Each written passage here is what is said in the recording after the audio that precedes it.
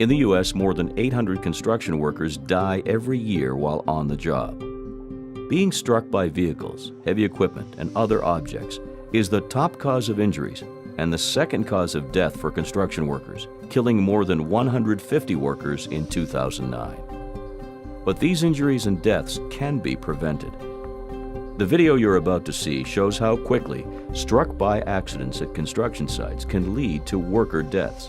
The video will also show what employers must do so that the work can be done more safely. Employers have a responsibility to provide a safe workplace and required protective equipment. You'll see that taking the right protective steps saves lives. Please be advised, the scenes you're about to see deal with deaths at construction sites and might be disturbing for some people. All scenes are based on true stories. A surveyor was spray painting the ground to outline the area for a new building pad. At the same time, the driver of a wheel tractor scraper was moving forward to get the ground ready for pad construction. There was no spotter at the site, and there was no internal traffic control plan in place.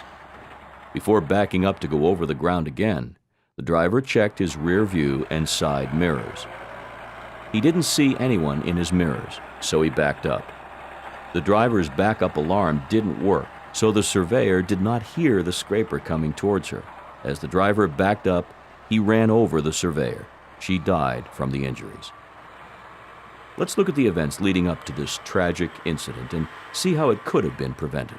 When a vehicle on a construction site has an obstructed view to the rear, OSHA's standard requires employers to provide that vehicle with a working backup alarm or a spotter on site to tell the driver when it is safe to back up. Now let's see what happens when protective measures are in place. Although there is now a working backup alarm, it is barely audible over the background noise.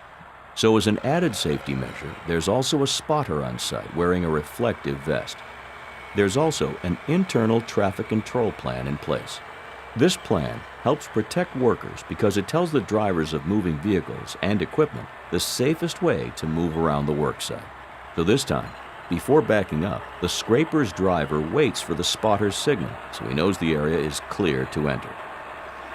Now, as the driver reverses, the backup alarm can be heard, and no workers are near the scraper. This example shows the importance of employers following OSHA's vehicle safety standards for construction sites to ensure that workers are provided with a safe workplace. These types of construction worker deaths are preventable. The protective measures shown here save workers' lives. Please follow OSHA's safety standards at work sites. It could be the difference between life and death. If you would like more information, contact OSHA at www.osha.gov or 1-800-321-OSHA. That's 1-800-321-6742.